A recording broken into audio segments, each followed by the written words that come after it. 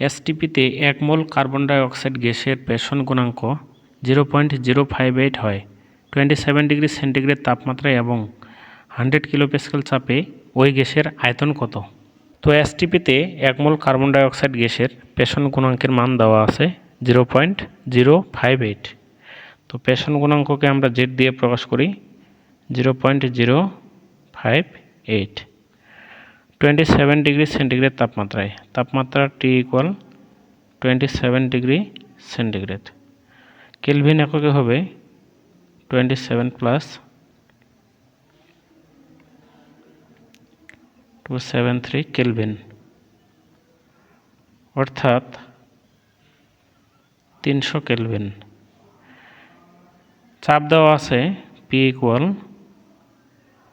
100 kilo Pascal.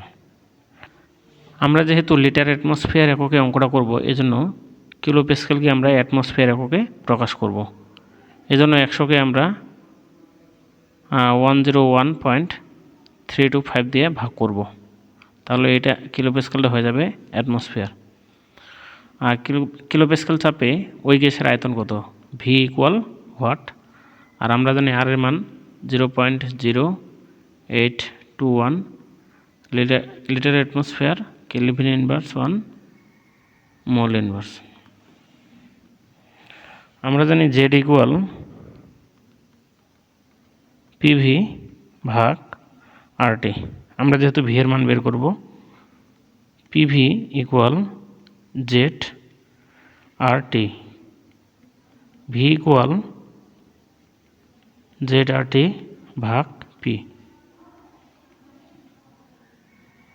Z এর মান 0.058, আর এর মান 0.0821 ইন্টু টি এর মান 300, আর পি এর মান